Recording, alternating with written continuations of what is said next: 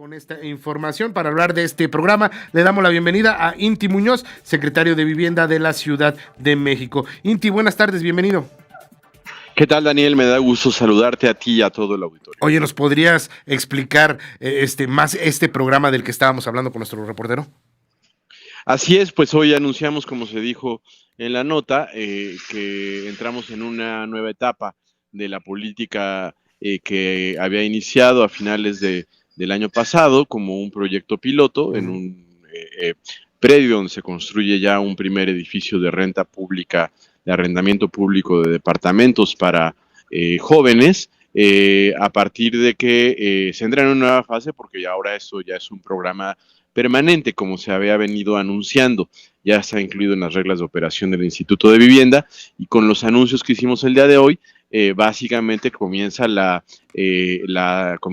obras, los trabajos de construcción en algunos casos, de rehabilitación en otros, como el edificio donde se hizo el anuncio, para hacer crecer la oferta de lo que será el programa de arrendamiento público de vivienda de la Ciudad de México. ¿En qué consiste básicamente esto? En el marco, que hay que decirlo, es un marco mucho más amplio, de 200,000 acciones de vivienda asequible durante el sexenio, en que la ciudad dispondrá de viviendas que serán rentadas a la población más afectada por fenómenos como la gentrificación y por el encarecimiento de las rentas. Por ejemplo, a los jóvenes, estudiantes y trabajadores, a madres solteras, a adultos mayores y a otros sectores que de una u otra manera se han visto excluidos de la posibilidad de habitar en la ciudad en la que trabajan.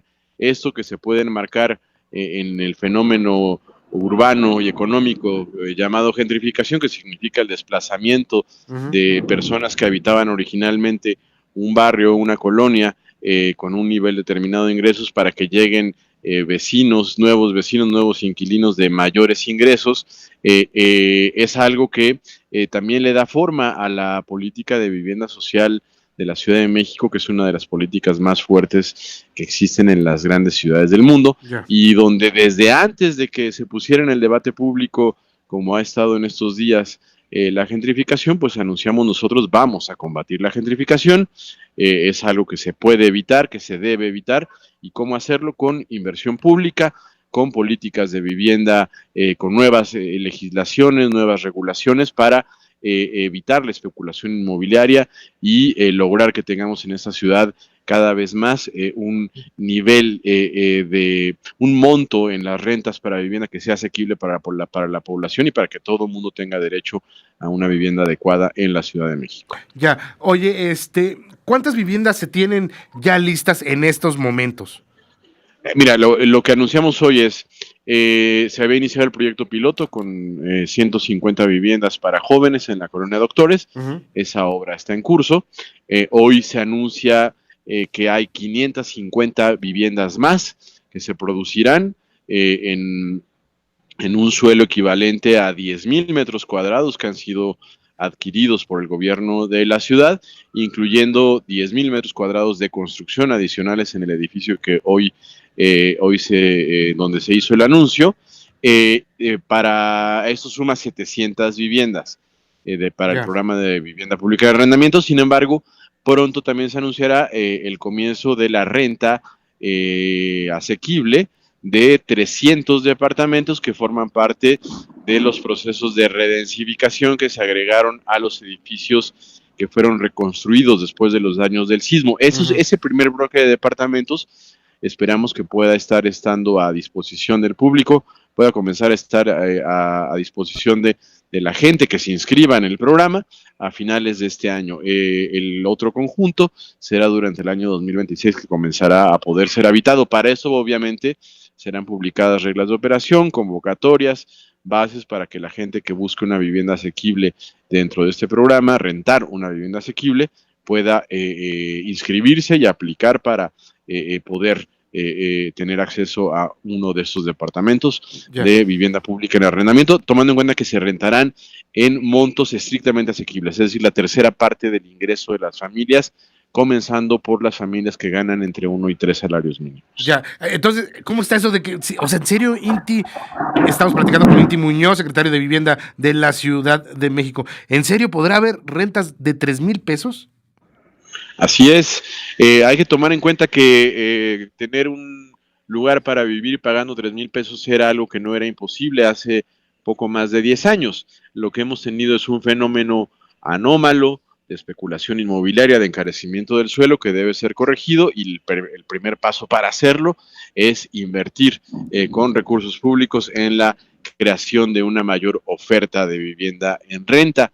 Estos departamentos tienen un costo de construcción, que es el costo real de construcción de un departamento en la Ciudad de México, cercano a 1,000,000 de pesos. Serán propiedad pública, se arrendarán, y para eso vamos a procurar que primero podamos beneficiar a quienes más lo necesitan. Ya. Te quiero comentar, los programas de vivienda pública para renta son normales y tienen ya muchos años funcionando exitosamente en las grandes ciudades, por ejemplo, de Europa. Para tener una idea, el 25% de las viviendas que existen en París son propiedad de la alcaldía de París y se rentan a las personas que trabajan en París. Más del 30% de las viviendas de la ciudad de Viena son de la propiedad de la ciudad de Viena.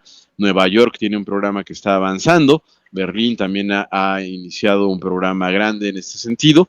Entonces es un nuevo paradigma en la política de vivienda popular asequible para combatir fenómenos como la gentrificación. Esto es la primera ciudad de América Latina que inicia un programa de vivienda pública en arrendamiento, y poco a poco se convertirá en un programa fuerte que resuelva el problema de vivienda a cada vez más personas. Anunció la jefa de gobierno que de las 200,000 acciones de vivienda que tenemos programadas para el sexenio, se apostará porque al menos 20,000 viviendas para arrendamiento público sean producidas durante la administración. Ya por último, Inti, ¿por qué se ha encarecido tanto la vivienda aquí en la Ciudad de México? Porque en serio, luego vas a lugares que son muy pequeños, faltan muchos servicios y están carísimas las rentas. Son distintas las causas, no es solo una. Anoto, sin embargo, tal vez la principal. En el periodo 2012-2018, cuando esto ya se veía venir en muchas ciudades del mundo, la agudización de la crisis de vivienda que produce el fenómeno conocido como gentrificación, el gobierno de la ciudad perdió su rumbo progresista, tomó decisiones equivocadas, apostó porque fuera el mercado inmobiliario privado el que resolviera la problemática de vivienda a partir de las leyes de la oferta y la demanda. Se le dieron facilidades a los grandes desarrolladores inmobiliarios. También hay que decir, fue el momento en que surgieron los primeros grandes casos de corrupción inmobiliaria, y esto, en vez de resultar en mejores posibilidades de vivienda para la gente, resultó en un proceso de encarecimiento del suelo, porque se le entendió al suelo urbano ya como una mercancía, a la ciudad entera como una mercancía, y a la vivienda como un tema que se podía enfrentar, un tema que se podía resolver desde una visión de negocios, es decir, entender a la vivienda como negocio cuando la vivienda es un derecho humano. Entonces, la vivienda es un derecho humano, la ciudad no es una mercancía.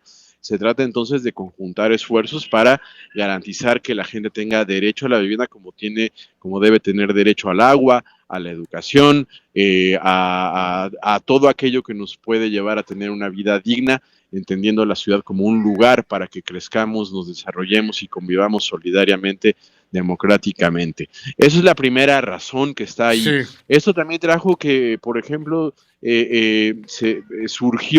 inició sin mecanismos de regulación la renta digital, la renta de departamentos de corta estancia a través de plataformas digitales, lo que más comúnmente se conoce como Airbnb, y bueno, apenas desde el año pasado se logró construir ya una regulación importante que tomará fuerza a partir de los próximos días, y en la que se haya extendido la renta temporal a través de plataformas digitales también fue un factor, pero sobre todo creo yo que, bueno, ya hay factores externos, por supuesto, este fenómeno de mercantilización del suelo, entenderlo como algo que solamente está ahí para producir plusvalor en favor de que quienes tienen más recursos, pues es algo que está en todo el mundo. Entonces, la gentrificación es global.